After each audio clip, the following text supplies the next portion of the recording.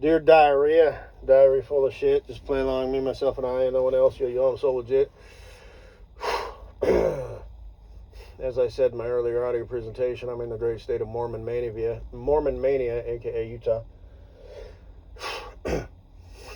Didn't quite have enough time with traffic to make it to the yard. So I'm parked in a place where I used to pick up at. And occasionally, you'd be able to, with my other company, you'd show up and you'd be able to park out on the street, either the day before your pickup or afterwards. If you were going to be out of hours, which was nice, because the company I work for now, I just park at special locations. It's good because I'm guaranteed a spot. I'm allowed to park at most of all of them. Some of them not allowed, but if I'm out of hours, I just need to get permission. And it pulls one for the team, the rest of the truckers, because they might not be allowed to, park here. And it keeps me out of the truck stops. It keeps my truck safe, my hood from getting taken out from trailers and whatnot, and my mirrors and sleeper and all that stuff. It's just nice. It's more peaceful. Like right now, I'm next to some grass and some trees, and whatever. Occasionally, you get these kind of nice little spots to call home for the night. You need to be mindful. Other areas you don't want to park in at all if it's like a rough area. And you just need to plan your trip where you want to stop. You don't want to get stuck out somewhere, where there's not going to be a place to stop. Because you want to stop at a place where you're safe and you're off the road and all that good stuff. And, liability wise, if something goes wrong, best case scenario, are you going to get in trouble? With the safety department. Worst case scenario, are you looking at charges? Because some drunk, somebody under the influence of drugs and or alcohol ran into you and you were parked in a spot that wasn't actually a parking spot. So if you wouldn't have been there, they would have just drove off the cliff and possibly survived. But because you were there, they hit the back of your trailer at 45 miles an hour and they weren't wearing their seatbelt, and well, there you be, chickadee. So, anyway, it was a very nice, peaceful place, I remember. So I'm kind of tearing up, tears of nostalgia, I guess, and, every now and then I drive to these places that I used to go to with my other company, Usually I don't, but every now and then I do. And like I said, I really liked my other company. I'm alpha widowed from them. Whatever, I know that's the wrong word in case some fuck is listening. They're saying that wrong, what you're talking about. But, and just all that stuff that I said before, driving a real truck, just loading up, taking my truck and trailer home, going out of the drive, it's like I felt refreshed, ready to do my next 3 weeks. I stayed out for 3 weeks and I'd go home for 4 or 5 days. Now, I'm out for the last 2.5 years, I was on a, 8-day vacation every third week. But got off of that because that was too much time on my hands. Plus, it worked out perfect. There's another driver who actually rebid for it. He was on it before, got off of it. Nobody wanted it because they experimented with it and they had like 6 drivers and then nobody wanted it, so they were down to just 3. And he was back on it, so I wouldn't have got on it anyway because he outranks me. And I told him that. I'm like, hey, I heard that you took that spot. But as it just so happens, I decided to, voluntarily, try something else anyway. And I was just sort of joking with him, so he was like, yeah, so it's kind of a mutual blah, blah. And I'm like, yeah, blah, blah. I would have hated you for the rest of my life and blah, blah, blah, blah, blah, blah, blah, blah. So, whatever. But, yeah, I don't know. But yeah, like I said, I don't like driving in Fayetteville, the cesspool with all the traffic.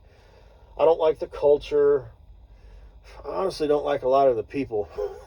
You know what I mean? Because it was my other company. I was rarely there. I hardly saw. I drove through the yard like once a month. I don't know, a little bit more than that. Every day I might swing by and drop a trailer and then get one heading out of there. But once a month, I'd turn my truck in for service, and I'd go to the motel, catch a cab, watch YouTube, order a pizza, Come back, get my load, get the fuck on out of there. And it usually worked out that that was the load getting me home. And I just liked it. I worked for that company for 9.5 years, just out there by myself. I mean, I'm not saying I don't like my job. I like the pay and I like the schedule, but technically the job that I do and the culture and the people I work with, I don't like any of that.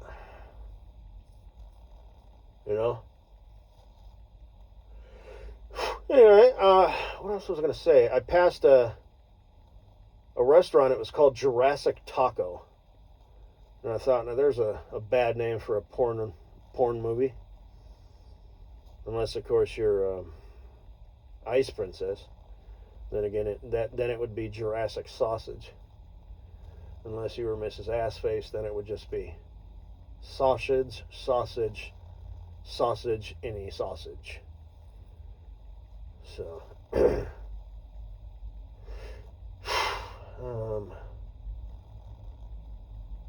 Jurassic Taco. Who comes up with these fucking names? Like people's kids or something?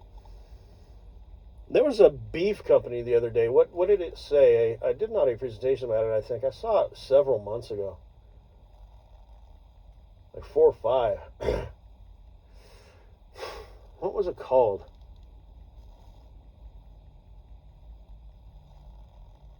It had a really cheesy name and a really cheesy catchphrase. And it's like you almost hoped that the owner's kid came up with it and he was just like, okay, well, my kid suggested it. My wife was like, oh, that's so clever. So he, as the owner's like, okay, well, I guess I'm stuck with this stupid shit. What was it? Allow me to think.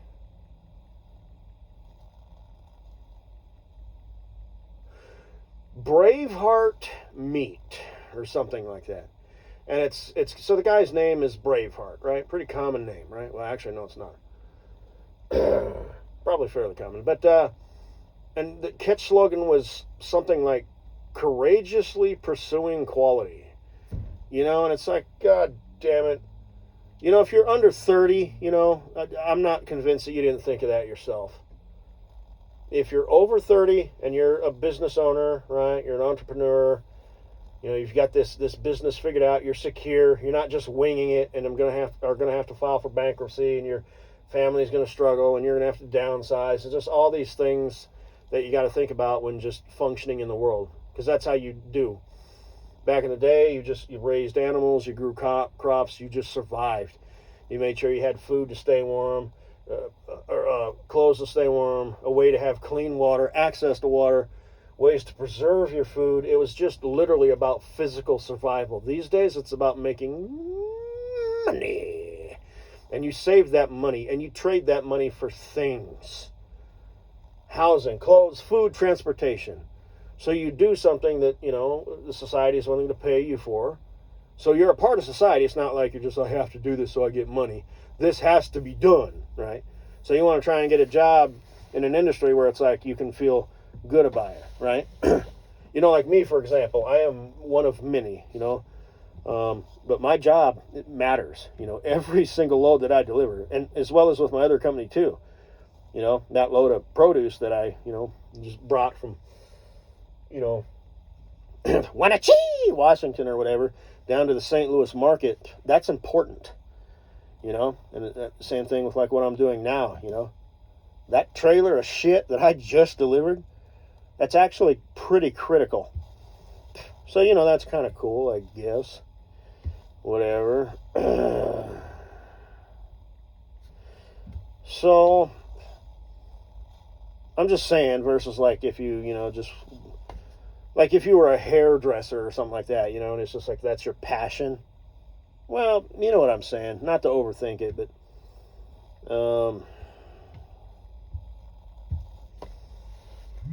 you know, there's goods and services that are really like needed. You know, you work on infrastructure and stuff like that, or even something humble and basic like a mechanic or a truck driver or whatever. Then there's, you know, people who own coffee shops or people who own a restaurant. You know, it's like, okay, you know, big whoop-de-woo. You know, you're an owner, you're an entrepreneur. Fucking A, you know, but,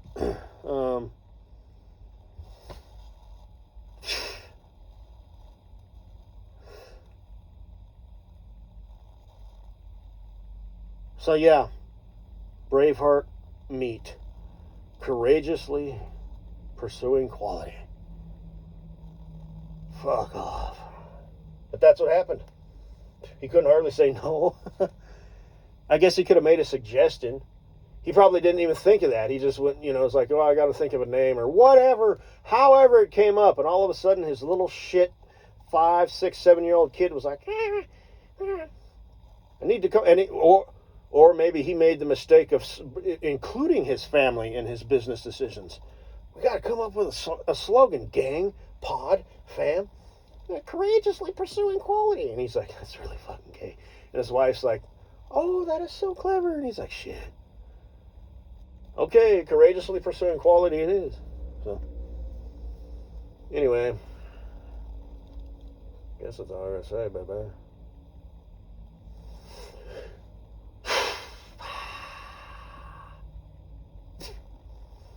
You know what I should do? I'm not gonna tell you. There's an IHOP nearby. I wish there was a Perkins.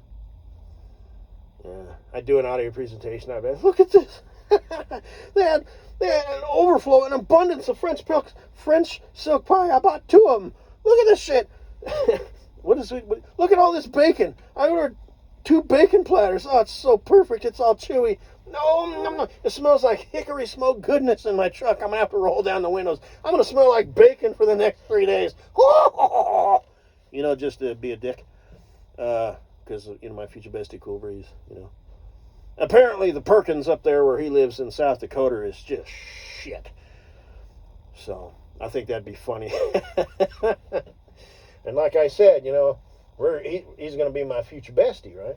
We're going to be best friends. I'm my best friend up there. It's my bestie. And the whole airplane thing and flying up there and all that mess. And writing all the books and all that stuff. And I am. Because I don't want to be like insulting, right? So I'm going to have to mix it up. So one year I'm going to have to get him a Perkins card, $100 each for him and his girl. And I'll give him a percentage of my book sales. But like I said, I don't want to actually be like insulting. I don't want to be a jerk. So I don't want to give him, like, hey, here's, $10,000, for my book sales, how are things going for you, or whatever, I don't want to be like, So I'll just kick him like $1,000 or something, buy the missus something nice, buy her a nice outfit, or some shoes or something she wants, take her on a trip, or something. And, but again, you don't want to be the one, because then, like, oh, that's so nice. Gee, maybe I should, be dating him, because they're not married. I don't know what the deal is as far as like common law, but he's been with his broad, his old lady, for many, many years now. But it's just like a mutual thing, at any minute he's expressed, it's like, she could be gone, and if she ever is, I ain't re-entering the dating market, so it's like, he loves her, quote unquote, whatever that means, but, and I don't know if she's aware of that. She might be, he's got her trained up, broken in. She's just like, yeah, this is how it is. It's mutual. It's beneficial for both of us, but if it doesn't work, then, there's no divorce looming overhead or anything like that. I'll have to ask him about it because he's going to be my future bestie and all. So I'll figure out what's up with that. But,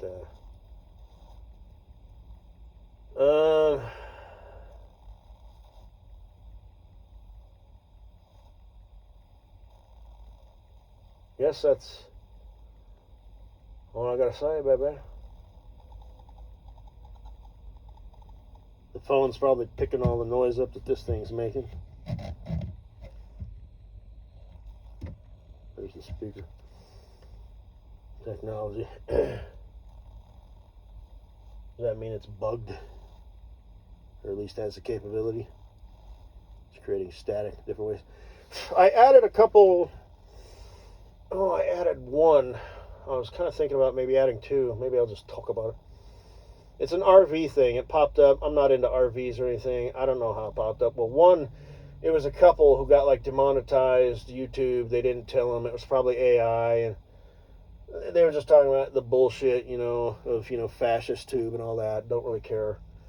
It might be kind of interesting to kind of watch, maybe binge on a little bit. You know, these hippie motherfuckers. You could tell by the way they talked. They were kind of a younger couple and how they were kind of talking over each other.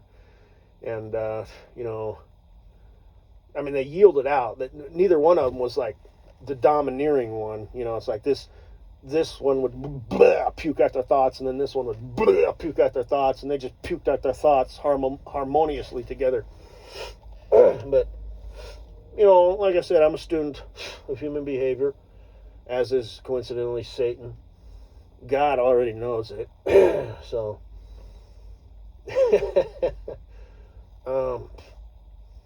but, you know, it's kind of interesting, I guess. But it was something, this couple bought this RV, and it was apparently RVs aren't fabricated on an assembly line like cars, and it was just such shit, you know, and you'll just have to go watch it. You know, it's a dude, you know, so they're like an older couple, right? And this RV was like $600,000, which is a lot of money.